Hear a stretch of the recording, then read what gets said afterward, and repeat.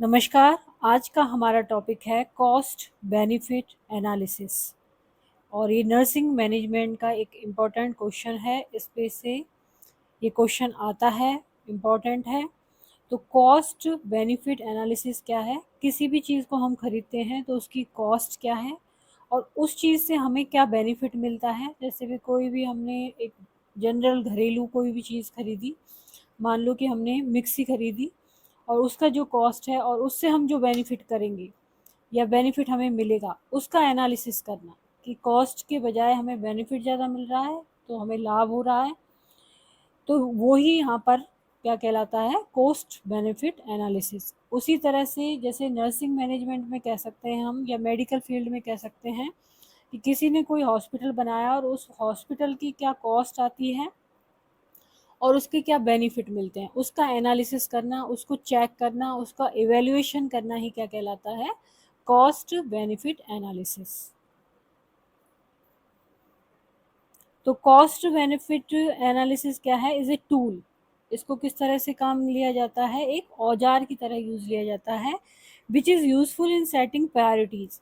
अब किसी चीज़ से हमें कुछ लाभ मिलेगा तो उसको हम प्रायोरिटीज़ देंगे, उसमें हम खर्च करेंगे।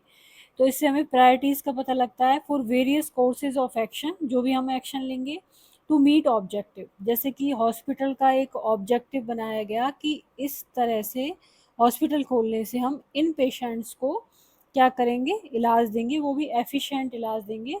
तो उसके लिए प्रायोरिटीज़ निर्धारित की गई, उसके लिए ये तय किया गया कि ये मशीन ये मशीन ये मशीन हम मंगवाएंगे, तो उनकी कॉस्ट क्या होगी और उनसे हमें बेनिफिट या पेशेंट को बेनिफिट क्या मिलेगा।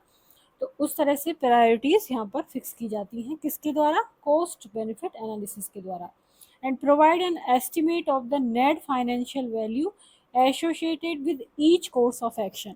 तो जो भी हम ऑब्जेक्टिव के हिसाब से अपने कोर्स ऑफ एक्शन कर रहे हैं तो उसमें सब में फाइनेंशियल वैल्यू देखी जाती है कि एस्टिमेट की जाती है।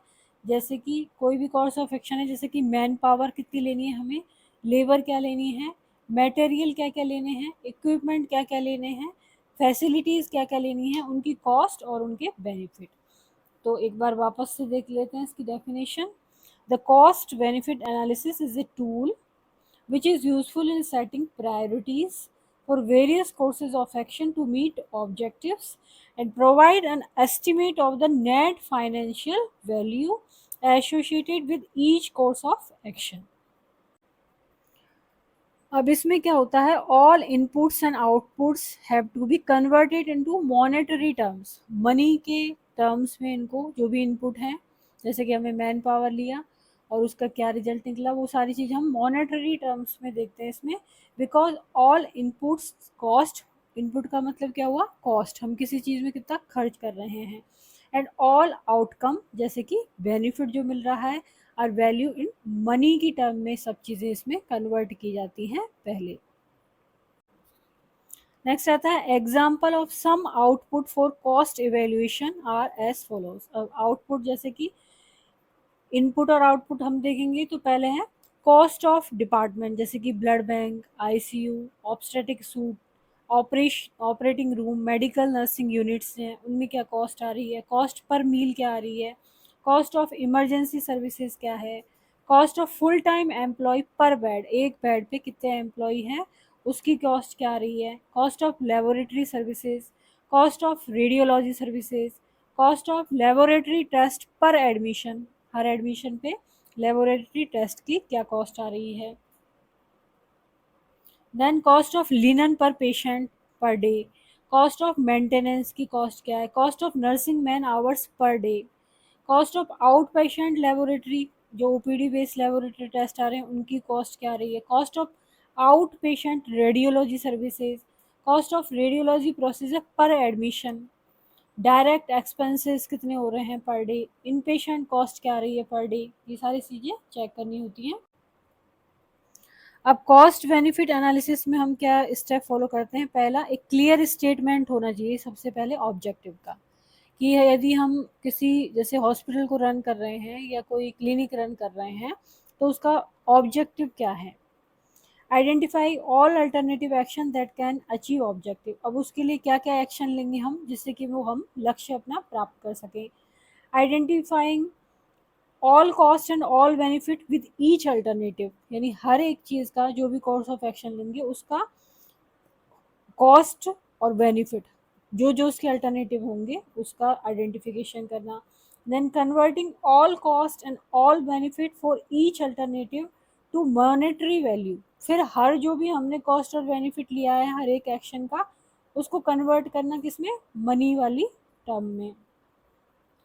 And cost and benefit selection of the best cost effective approach, फिर हमें क्या करनी होती है, जो बेस्ट कॉस्ट इफेक्टिव अप्रोच है, मतलब कि हमें जो कॉस्ट लगे उससे ज़्यादा हमें क्या हो उसका आउटपुट मिले या बेनिफिट मिले, वो हम चूज़ करते हैं एंड में।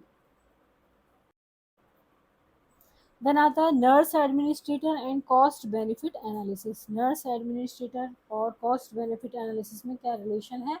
नर्स एडमिनिस्ट्रेटर आर की पर्सनल, ये मुख्य पर्सनल है जो कि डिसीजन मेकिंग का काम करते हैं, पॉलिसी मेकिंग का काम करते हैं। Decision related to financial matter will depend upon cost benefit analysis, तो इसलिए नर्सिंग पर्सन को कॉस्ट बेनिफिट एनालिसिस ठीक ढंग से आना चाहिए जिससे कि वो अपना डिसीजन मेकिंग कर सकें और पॉलिसी मेकिंग कर सकें।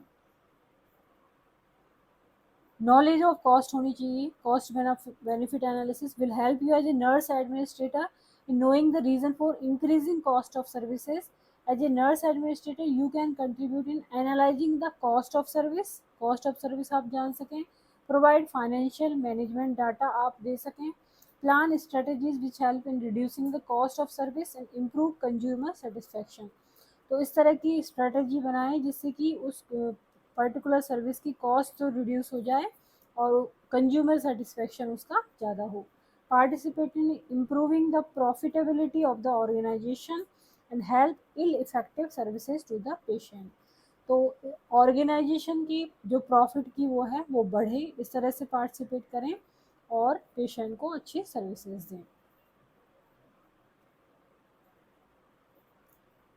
तो आज हमने जाना यहाँ पर कॉस्ट बेनिफिट एनालिसिस के बारे में। यदि वीडियो आपको पसंद आता है तो इसको लाइक करें, चैनल को सब्सक्राइब करें, कमेंट करें और शेयर करें। Thank you.